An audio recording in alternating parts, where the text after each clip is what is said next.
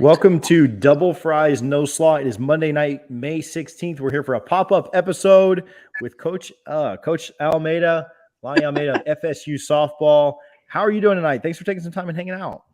I'm doing wonderful. Good vibes. I got it on today. Good vibes. Number 2 seed. How cool is that? Yeah. Go. Richie just rotates his master's clothes just to flex on me in front, like get in front of me. Amy came by, Coach Bond came by the tailgate and she's walking up her little master's hat. She had been at Augusta with Beatrice like the week before, and I was like, you'd have to wear that hat like to show off in front of me. So, yeah. But no, we appreciate you a ton for coming on. Congratulations. FSU back in their rightful place as champions of the ACC.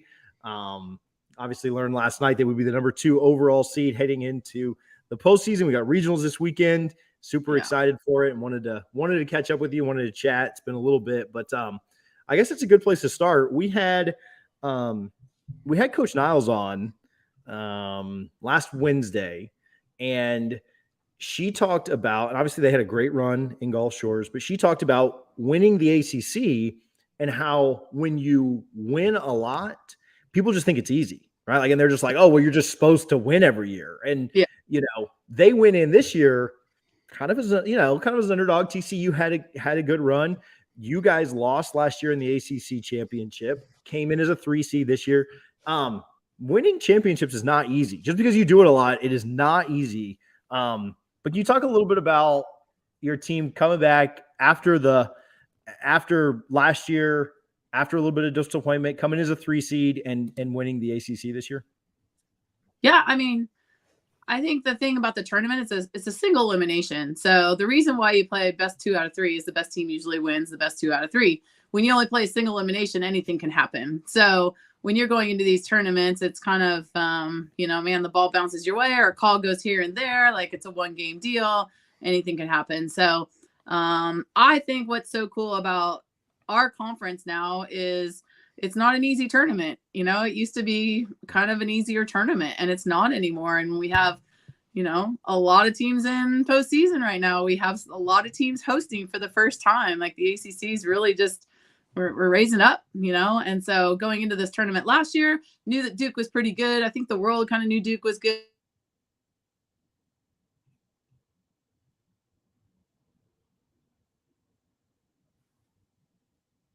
Coach, I think you muted yourself on accident there. Yeah, I think you may have accidentally hit the mute there.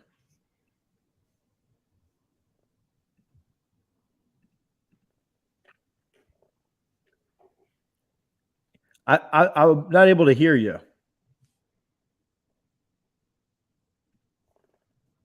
Coach, I think you're on mute. Yeah, can you hear us? You may have muted there. There you go. There you go. Crazy. You were saying just how the world kind of now knows how good the ACC is. Yeah. Last year. Oh, so I was muted for that whole time. Nice. You couldn't read my lips. Sounding good. I was expecting Richie to translate, but he's not that good. Yeah. I just talking about the ACC in general, how great it is, and I think last year, like, no one really knew how good the ACC was. They knew that Duke was pretty good, but now they know Duke's good, and we played a really good Duke team. So being in a single elimination tournament, you're playing a lot of good teams. But look at the ACC right now and hosting, get regional sites. Like, it's just really cool what's going on with our conference. And so that tournament definitely is a tough one to do. And it's tournaments every weekend now, for the rest of the time that we can play. And we just got to win the weekend. You got to win the weekend. I would be a big fan of winning 3 more tournaments. 4. Yeah, 4. Series, I kind of put the last one together. Yeah, 4. Yeah. All right, I do want to talk a little bit about some of the games in the ACC tournament.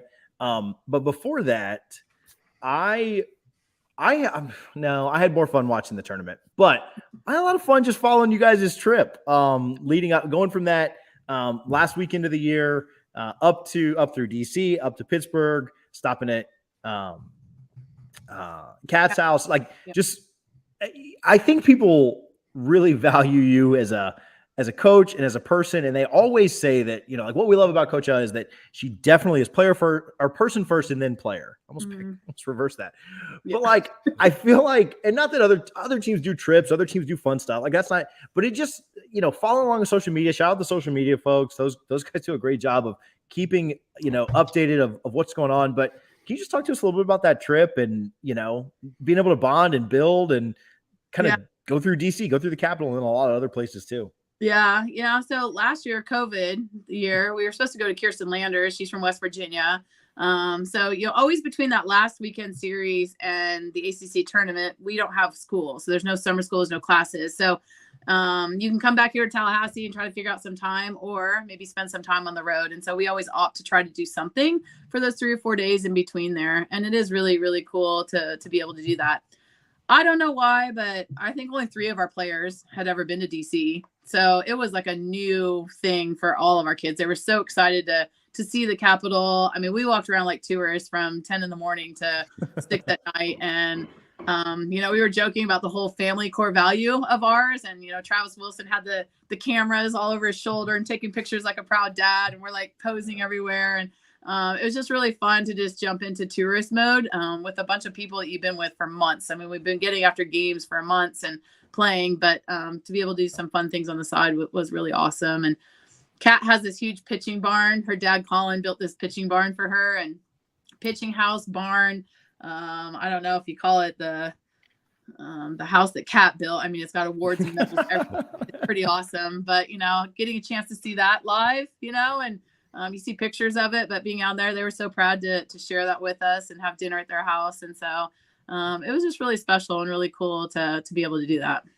It was really neat to follow that along. One of my favorite things about this podcast so far has been chatting with the different coaches and different players that we've had on. And yeah, they're amazing. And we're going to talk about some of the things that they did that were just incredible through the week, but getting to know them like as people has been so much cooler, right? Than anything, you know, it almost makes those moments that happen on the field that much better because you can kind of say like, wow, that's a good person behind that swing, you know, or whatever. One of my favorite things that gets posted just about every morning that there's a game are these coffee runs. And so you guys got to go on coffee runs all across America this week, which is pretty cool. I'm very curious. I want to know what your coffee order is. Like, does it change or is it the same thing every time? I want to know who on the team has the wildest coffee order. Like that. Those are my two. I should have probably prepped you for this, but like maybe you already know. I mean, I think that the old go-to is Starbucks or Dunkin'. Those are like the 2 spots. And if there's only a Starbucks, you know, everyone will go there. But we have a lot of kids on the team that like to go to locally owned coffee shops or unique places. So like in Pittsburgh, you know, even DC, we went to Phil's, but like in Pittsburgh in the morning coffee walks, like 4 people will go here and 3 people go there and 5 people go here. And it's just a time for us to get up out of bed, stretch our legs and get some mobility going. And so that's what started the coffee walks is to walk and get a coffee. Cause I'm definitely a coffee person every morning, but it's morphed into, you know, who can we find the local shop? Who's got the coolest shop? Who has the coolest mugs? Who has the best coffee? Allie Dubois, Christina Hartley, like they'll try any kind of coffee possible. Like they want to find, you know, the fun, unique ones. And so, so it's definitely turned into something fun and, you know, and also sharing stories. Sometimes after we get our coffee and whether it's a flat white or salted caramel or just, you know, a toffee nut coffee, whatever it is, I kind of venture out to all different kinds. But I do think that like, what are you grateful for? Let's share a moment, you know, let's talk about today or how many people we meet in the coffee shops. So many Florida State people, you know, it's pretty crazy. Like you go to these places and I know when we were up in Lipscomb in Tennessee and we met some guys that are Florida State grads, you know, and they're telling their stories and they're having their coffee in the morning with their fellow guys, you know, and it was just pretty fun to share stories and hear some things. So it's morphed into something really cool for sure. Yeah. Coach, you talked about the ACC and just how good it is. And when you have a school like Clemson, who's been around for like 3 weeks and is already making the noise they're making in conference, it kind of shows. And even Virginia Tech, you know, that they've always been a respected athletic program, but, you know, one of the best softball teams in the country. You know, you guys entered the ACC tournament as a 3 seed. Now you're entering the NCAAs as the number 2 overall. Just talk about the strength of the conference as a whole, and especially as teams keep adding, like Clemson, who, again, very short time has kind of made a name for themselves. Yeah, I think, lots it goes to the backing. They've built a nice facility. Virginia's built a nice facility. I just saw Vautech today putting up more stadium seating at their facility to host. And so it goes to the backing on the administration side to support softball also. That's a huge part of it. But, we wouldn't be able to do what we did in 16, 14, and 18 if we didn't have week in and week out a challenge. Like, we had pitching in our conference. We had some good players in our conference. We just didn't go out and play the schedules we needed to play to be top 8, top 16, right? So I think over time and us winning, it opened up the ACC administratively and coaches and players to be like, man, we can do that. Let's figure out how to do that. And it doesn't take much, you get, a pretty good fundamentally coaching staff. We've got great schools in the conference. People want to play in the conference. You want to get the degrees. You want to be a part of it. And, some great athletic departments too. So you add that special sauce together and then it just takes off. And Clemson is a prime example of that. I think Duke's a prime example. I mean, who doesn't want to go to Duke and get a degree at Duke? Like, great school, great athletic department. And now you can play some softball there too. Like, I'm in, right? So I just think it's a really cool opportunity for young women. They have another conference they can go to right now to compete at the high level. And pretty cool for our conference in general to know that every weekend, whether you win or lose, your RPI is staying strong because you're playing a strength of schedule versus strength of schedule, which is really awesome. And that's what helped us take a 2 seed. Playing our conference tournament against the teams that we had helped us stay strong towards the end of the season, where 5 years ago, even when we won the conference tournament, we would drop in RPI because the SEC, even though they would lose in games, they would jump us in strength of schedule. And now it's not like that anymore, which is super awesome for us. Yeah. And Coach, one thing that's really going to boost your RPI, I'm not sure if you're aware of this, but you've played 21 games against the RPI top 25, 19-2. That is just ridiculous. For reference, Oklahoma, who's the juggernaut everyone's chasing, they're 8-2 in that stretch. Virginia Tech 11-5, Arkansas 14-6. No one's close to your guys' 19-2. Yeah. That has to give you a ton of confidence heading into regionals and then what we hope to be supers in Oklahoma City, knowing you've been battle tested and come out on top far more often than not. Yeah. I think that's just the players know that. Whatever your record is because you're going into postseason. So it's a clean slate right now, and everyone's got a tournament to get after. But the kids that can pull from their confidence of the journey they just had are the ones that can push them through the tough times. Like, we're going to face some tough pitchers here. We're going to face some good battle tested teams. Whether Mississippi State was the top, middle, or bottom of the SEC, they're coming from a battle tested conference. And Coric, at USF, she can pitch with the best of them. So it's like, we're going to get tested. And I even know Howard, like, they're coached by a really good, coach. This is our first time here, but that doesn't mean that they can't get a Cinderella story going, so you just can't take it lightly. But you got to know that journey that we just took prepared us for this moment. So let's enjoy it and let's let it play. Yeah. And Coach, you mentioned Georgina Coric at USF. Obviously a phenomenal pitcher. It's got to give you a little bit of heartburn knowing you had a phenomenal season, 51-5, and USF, they're a quality program, so not to talk down on them at all, but to have an elite pitcher like that coming in, that's kind of scary because you lose game 1 in the regionals, you never know. I don't think you're playing them in game 1, but just knowing there's arms like that, even at schools that typically aren't thought of as softball powerhouses. I think it goes to show the strength of softball in the state of Florida, first of all. But you see that and you're like, oh man, we couldn't get a different 3 seed. Yeah. Like that here all the time though. I mean, I know that, again, awesome 2 seed, but we're in a region that softball's just killing it right now. Softball's killing it in the South. And I think I said it a month ago, we were playing Florida, like, so proud of our state. It's great because now younger girls in our state have so many places to go to play high level softball. So it's really cool for it. You can look at it personally and be like, man, like, I'd like it to be easier. Or you could look at it like, oh, this is a great challenge and we're going to have to beat someone tough to get to where we want to go anyway. So bring it on, and I look at it that way because we've always had a tough regional here. And it's always going to be a good SEC team coming in. And it's always going to be someone from a mid-major that's really well prepared, like UCF or USF. So yeah, we'll be okay. We just got to take care of ourselves and do our thing and not worry about what the outcome might be, but just execute our plans and keep getting after it. I don't know the exact number, but Richie mentioned the 19-2 against those top teams. A lot of those were comeback wins, right? Think about the Clemson games, the Florida game, the Clemson game, and the tournament. We came back 3 times against Clemson in the tournament. Alabama, UCLA, like there's a lot of them, right? A lot of comebacks. What is it about the team that obviously, you can be pretty cliche and just like, oh, we just know we're never out of it. But what is it about the team? Like you don't come back that many times over and over and over again and be able to like just cliche it and say like, we're never like, what is it about the team that really truly like never, kind of that never say die mentality that they've got? Yeah, I mean, I honestly can't tell you. It's not like something we coach up. It's just something that's special in the sauce of what they're doing. And I look at it as like we've had Kaylee Harding walk offs, we've had a Mac Leonard, we had Chloe Culp come off the bench and do some cool stuff. We've had Janai Kerr have her moments. Sid Sherrill, I don't know how many times has come through. Dev Flaherty's been consistent. Like I think if I'm sitting there in a uniform with this team, I'm like, man, left to the right, like we've all just doing our thing, and there's got to be this sense of confidence that like if I just keep getting after me and you keep getting after you, at some point until they say there's no more outs to play, we can do something. And so I feel that with the team. There's just no sense of urgency.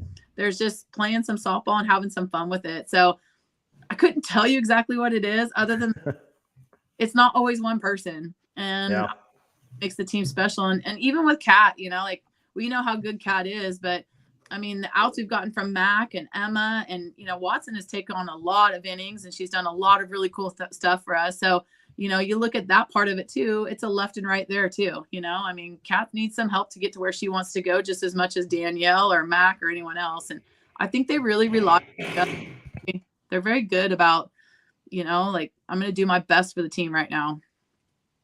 Yeah, Coach, and you mentioned how you can look left and right, and the help's going to come. You just don't know where from. Yeah. Mac Leonard really struggled in the ACC tournament. I think she was 2 of 9 heading into that last at bat, and then she delivers, right? First of all, football fans, we have a huge football following, as you could imagine. We love the transfer portal. Yeah. How beneficial was it to you to get an elite athlete like Mac Leonard out of the portal from Illinois State and to come here and then just to see her struggle in the early first 2 games of the ACC tournament, then to deliver a moment that would cement her in folklore for Florida State softball history.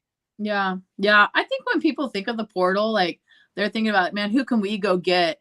But there's a lot of people in the portal like, man, where can I go play? You look at it both ways. Like Mac was like, man, can I go play at a high level? So when you start matching that up, like, ooh, I get the opportunity to play at Florida State, and we match up like, oh, we get the athlete like Mac. Now you got to work on that relationship to 1, make her comfortable enough in your environment, and 2, for her to feel comfortable enough to play at that level. So when she opened up at a tournament, she's like, oh, we could win the ACC tournament. I could be a part of it.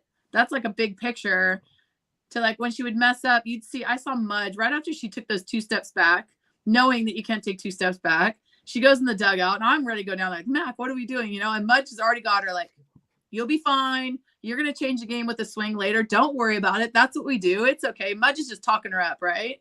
And then there's Mudge like crying when she hit the home run. Like, oh my gosh, it actually happened. Like it's just the coolest thing. But when you get to that point of like, she was just kind of freaking out a little bit. And then you had her teammates relax her, like been here before. Mudge has made big mistakes before and you feel that, but like, man, just keep doing your thing. You could change the game. And I heard Mudge say those words and then it happened. And it was like, wow, that has got to be the coolest thing from player to player, So love the portal, but also know that a lot of kids get in that portal for the opportunity that Mac had.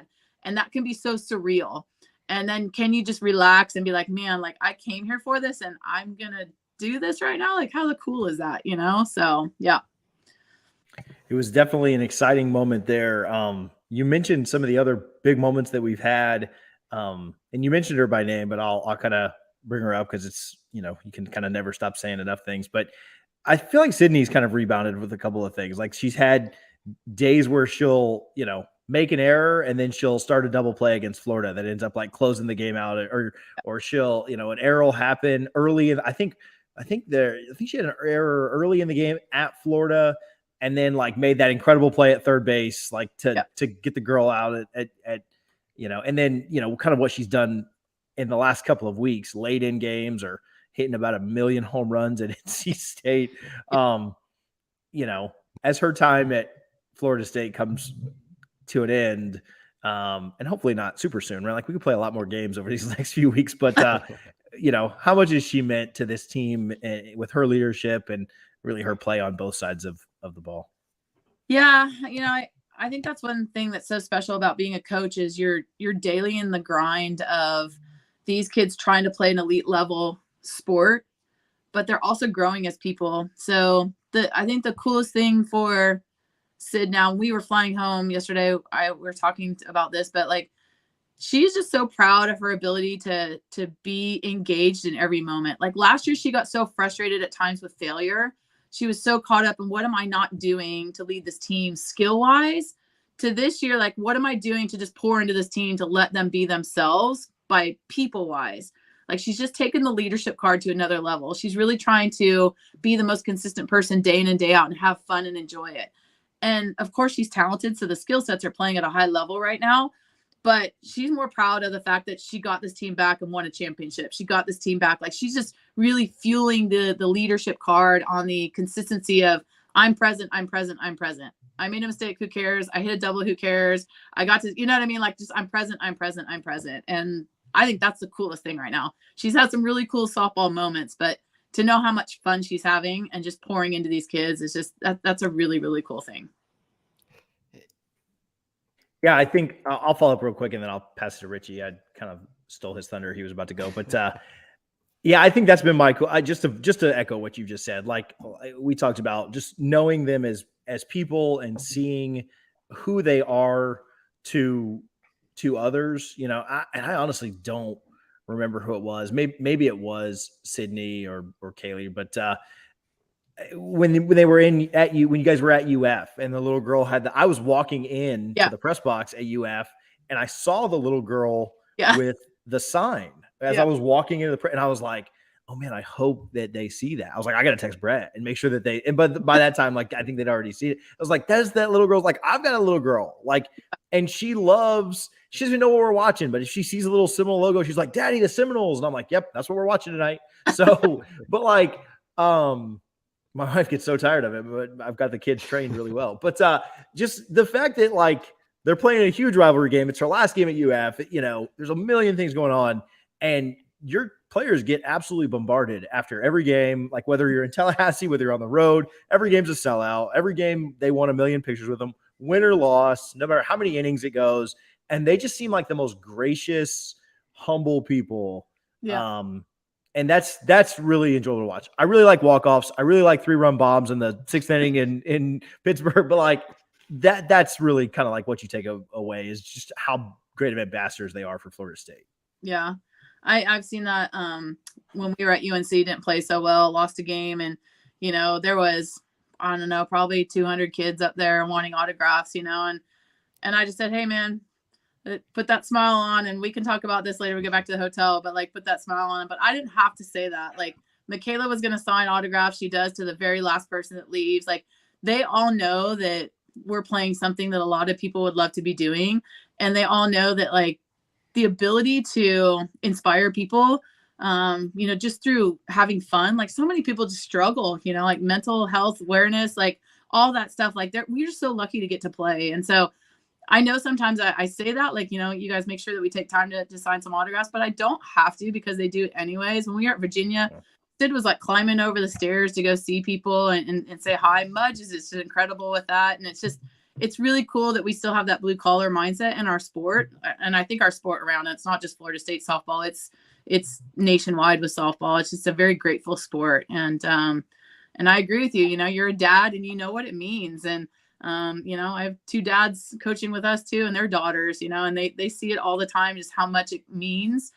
You want to win, you want to have the double, you want to have the walk off, but like how much it means to be part of a sisterhood and push yourself and be strong, as a female in decisions and be strong when who you are. So I just think as the players here, they realize like there's a 10-year-old watching them, there's an alumni watching them, there's people watching them, and to have that passion and play at that level and appreciate it, appreciate the opportunities is pretty cool. Coach, I have to ask because obviously your program's done phenomenal things. So many programs have, but there's one individual who's kind of had a hand in everything, right? He was in Pasadena. He was there for, a recent soccer championship. He was there when you guys beat Washington, I believe. Equipment manager Frankie Grizzle, he tweeted out how a few days ago says, when you're starting pitcher asks for turf toe, you get turf toe to pit by any means necessary. Shout out to the Tallahassee TSA for riding for the Noles. I just thought that was so hilarious, but add some context to that for me, because obviously, he wasn't sure if he could get that on the plane, but he did, and the team needed it. So again, Frankie comes through for the team once again.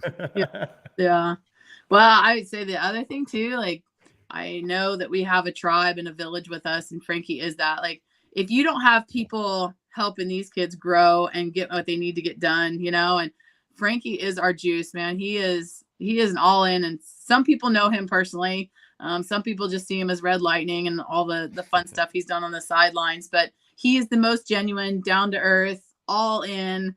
We'll be here from morning till midnight, whatever we need. So when Kat said, my shoe's falling apart and I need some help, he was going to do whatever it took. If he had to run it up there, he would have ran it up there. Like Frankie's all in. Like, you could say something and turn around, it's going to be done. And we do have many people on our staff that are like that. And we're very, very lucky, from video to our social media. Like you said, I mean, like the branding part, like just all in doing videos to all hours of night to get something out about a coffee walk. It's just so cool. And our kids see that. But Frankie is amazing. And he always talks about, the juice and bringing the juice. And he definitely does that.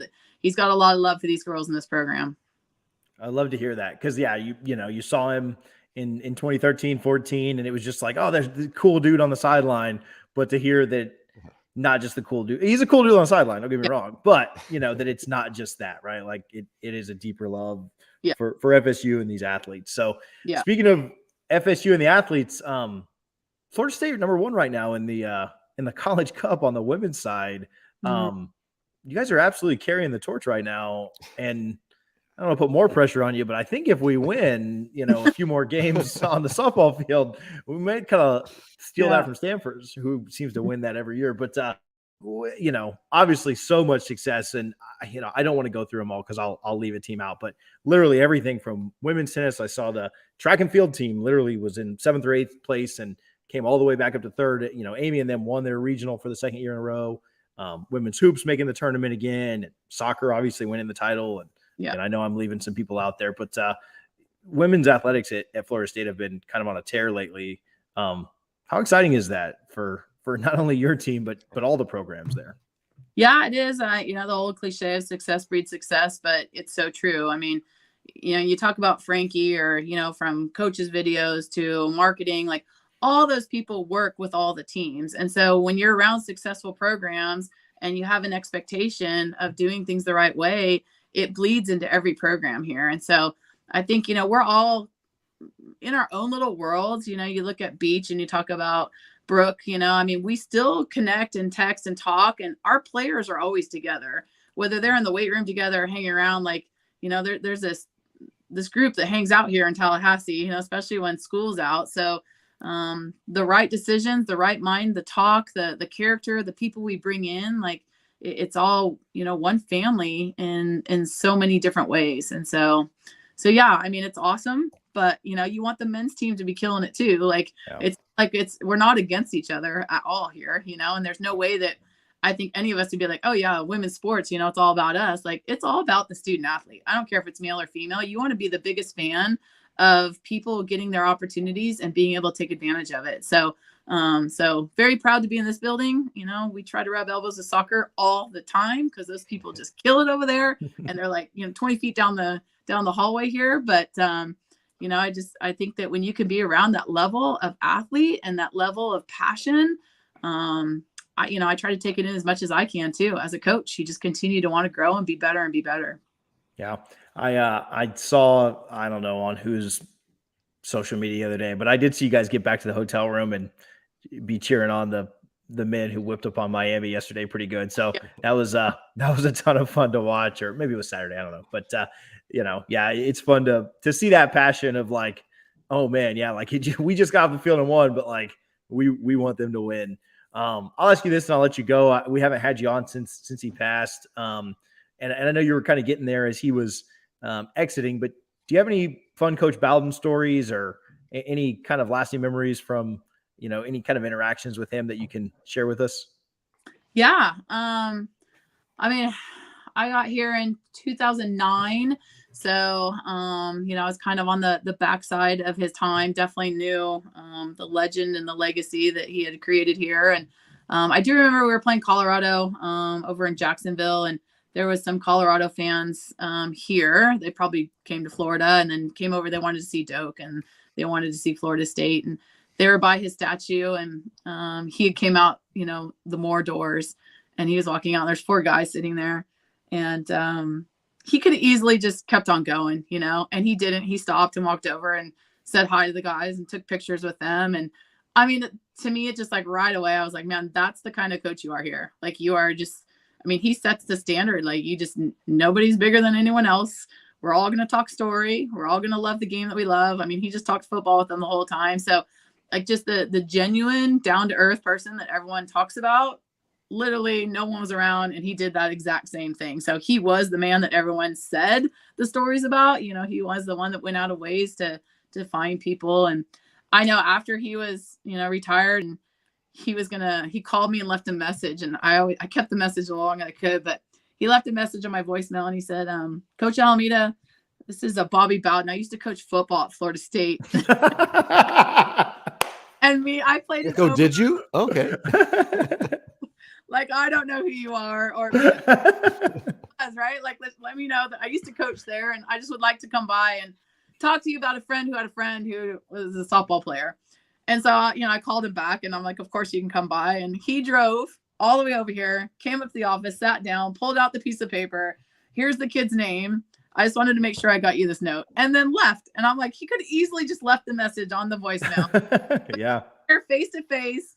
He told whoever it was that he was going to do that, and he did that. And I was like, man, those are 2 things that will forever resonate with me on, be a good human, follow through on things, like the humbleness. So I may have never had dinner at his house or, hung out with him personally, but I was definitely impacted by 2 things, that he did that just really told me just, like, this place is very special, and just, be a genuine human being. Doesn't matter what level you're at. And it was just really cool interactions.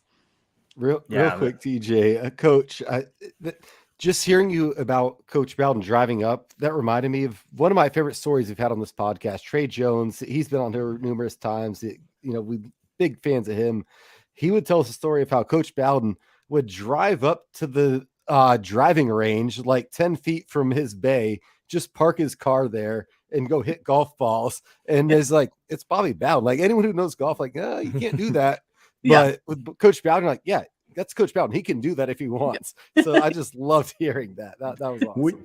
When you said, okay, I got one more. When you said, all right, we'll let you go after this. But when you said driving up, it reminded me, every Bobby Bowden story has to do with a car, it seems like. But it reminded me of when Mike was on here and said when he was growing up, they lived right down the road from Bobby and them, and he would just, 16, 17, 18 years old, just fly down the road. And I don't know, Bobby caught him at a gas station one time or something and said, is that you in that such and such car? And Mike was like, yes, sir. Like all sheepish. He's like, I'm going to tell your dad if you do that again, boy, don't let me see you driving like that again, So funny, like you talk about, the stories are either how he was the most genuine person ever or like the wittiest and funniest. And like would, when they did the Bowden documentary, it opens up with him saying, yeah, I get up every morning at 4:00 and read the obituaries and make sure I'm not in there, And so like, he just funniest and most genuine human ever. So Coach O, we appreciate you a ton for hanging out. Again, not to put a ton more pressure on you, but I think last year when you came back like week after week after week, I think we said like, all right, we're going to get you back on after the regional. So we're going to get you back on at the regional. So like, no more pressure, but we cannot wait for Friday night. Can't wait for the game Saturday and Sunday as well. We're super excited for your team. We've loved watching them all year. And excited to see Team 39 over the postseason for sure. But we appreciate you so much for hanging out with us. Thank you. It was awesome. You guys are the best. Thank you so much. And yes, I look forward to talking to you next week. All right. Sounds good. You have a good one. Go Noles. Coach Lonni Alameda, FSU softball. I'm telling you, Richie, they're. I know football is football, but they're my favorite team to watch, especially because like I can actually watch the games with my daughter, and she kind of enjoys it because I'm like, look at them throw that ball. So, anyways, I'm super excited for them. We had a great time talking about the softball team last night on Twitter Spaces. You can go to patreon.com/FSU Spaces, and that is free on there. It's the second most recent recording. I did another one today that was football only, but you can go find that on my page or on patreon.com/FSU Spaces. Kalen Arnold was on that, former FSU pitcher. Michaela Edenfield jumped in for just a moment to chat. Saw her pop in, and so I was like, oh, let's see if she'll speak, and she did, and she answered a bunch of questions, so super gracious. May kind of continue to do those through the postseason, but softball is definitely my favorite spring sport. Don't let Harlan find that out. Don't let Mike hear that we're not picking baseball there, but softball is so much fun. And I try to be a little bit objective when it comes to football and some of the other sports. I have no objectivity when it comes to softball. Like I am the biggest homer and stan, and I live tweet that more than I do football. So really appreciative of Coach Us. She's super busy. She's got a massive regional coming up. They just got back in town yesterday afternoon, had a party last night for the watch party for the selection show. And she was gracious enough to come on here and hang out. So we appreciate that. And excited to see them play this weekend. Richie, got anything before we get out of here? Yeah, just coach up, man. But phenomenal interview as always. I think that one of my favorite things about doing this show, TJ, is interviewing these other coaches. 1, 2, 3, 4, 5 times now, getting to know them on a personal level. Like Jen Hyde, we've become pretty close to her. I just love the opportunity to connect with these coaches and see that. And nothing much to leave you with. I'm glad I got my voice back. Whatever illness was with me, I'm gone. But this was a fun weekend for Florida State sports, man. The baseball team won the series against Miami, a rough opening game. Took the last 2. Men's track, softball, both get ACC titles. Softball's number 2 seed. A great weekend overall for Florida State athletics. Really fun times, and I'm excited to see what's next. And for all these sports that are still going, the men's golf, they came back a little bit. They trailed off a little bit. They got 2 more rounds to go, so we'll see what happens there. But yeah, just a lot of good things going on with Florida State athletics, and I can't wait to see what's next, because I do think this softball team, I want us to play Oklahoma. I know it's a juggernaut. I don't want anyone else to knock them off. If you're going to have a chance to beat them, let's beat them and see what happens. But man, so many good opportunities for a lot of Florida State athletic teams coming up. Yeah, no, there's a ton of opportunity out there, and that's all you can ask for is the opportunity. And we'll kind of see what happens from there. Softball, baseball, track, and field, both the men's and women's, and both golf teams as they all kind of wrap up their seasons. I think that's everybody. Please don't get mad at me if I forgot anybody. But I think that's all that's still playing, and a lot to play for all of them. So baseball's got a massive game tomorrow night at Florida. Could be huge. Are you going to that, TJ? I saw you looking for tickets. I was looking for tickets for a buddy. No, if you have tickets to that, please shoot me a DM. He'll pay for them. He just doesn't want to pay the StubHub fees. So if you have a couple of tickets to that game, shoot me a DM and I'll hook you up with my guy. No, I cannot. I will say, your wife's going to be in labor and you're going to be at like the 7th inning of the game. Can you imagine? What if it's in extra innings and like she's in labor? Like that'd be really hard to explain why I wasn't coming. You're only 90 minutes away. If you step on the gas, you're 90 minutes, maybe 2 hours from there. So yeah, because you're north of Tampa, right? So you're close enough. I want to live to see this kid. So I'll be watching on TV. But no, certainly appreciate Coach for hanging out. Like you said, golf finish second day of regionals tomorrow. Baseball, big matchup tomorrow against UF. And then the ladies of golf start Wednesday or Thursday. I don't remember exactly, but start later this week. Double Fries No Slaw brought to you by Guthrie's in Tallahassee, 1818 West Tennessee Street, 2550 North Monroe. Also by Garnet and Gold. You can use code I almost use the spaces one. It doesn't really matter. You can use No Slaw, NOSLAW. You get 15% off of your order. Like I said the other day, I ordered from Garnet and Gold. It was to me in 2 days. Free shipping on orders over $75. So, of course, I bought one thing for everybody in the family so that I could get up over that $75. Save some money with code No Slaw, NOSLAW. And got my order faster than Amazon, so for free shipping. So gotta love that. Shout out Garnet and Gold, shout out Guthrie's, the folks that kind of keep us in business and keep us going. We will be back on It'll be Sunday. Unless something crazy happens, it's going to be Sunday. No more pop-ups. We'll be back on Sunday, hopefully to talk about a regional championship by the softball team and a few wins by the baseball team that are really, really big as well. Catch you up on everything going on at Florida State. Until next time, appreciate Coach appreciate the softball ladies, and go Noles.